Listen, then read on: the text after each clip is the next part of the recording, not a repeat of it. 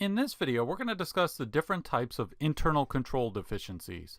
But first, remember that publicly traded companies in the United States have to have their management and their external auditor evaluate their internal controls every year. And in the course of management and the auditor taking a look at the internal controls, they might find something called a control deficiency.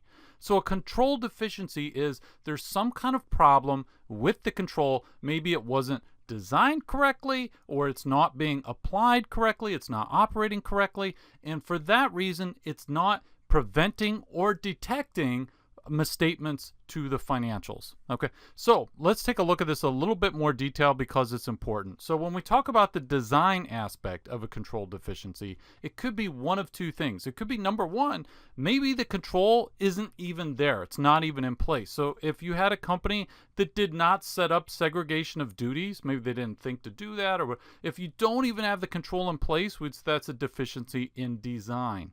Now, it might be that the control is not missing, it just hasn't been properly designed to begin with. So somebody said, hey, this is a great idea, we should do segregation of duties, but they didn't actually design the system in such a way that you would actually have segregation of duties. Now, you could have a scenario where the control exists, so it's not missing, and it is properly designed. So you've got a control, it's designed right, but it's just not being applied effectively. And so when you have that, then you have a deficiency in operation. So that would be a situation where maybe you have an employee that is not very well trained and they don't understand. Maybe it's maybe you had some, maybe let's say you had a staff accountant. Let's say you have one accountant and that person quit.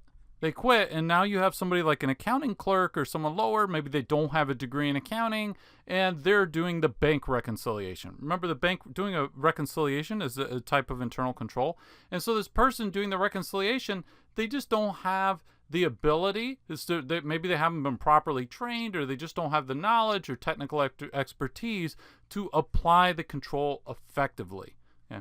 So it's deficiency in design and deficiency in operation. You can think of it as the two general categories. Do we have the control, and is it built right? And then are we actually applying it? So those are how we could break out control deficiency. Now, you can have a situation. So when we identify, so let's say you're the auditor and you say, okay, there is a control deficiency here. Now you need to look at the severity, and by severity, we're talking about materiality. What are the chances this is going to affect the financial statements?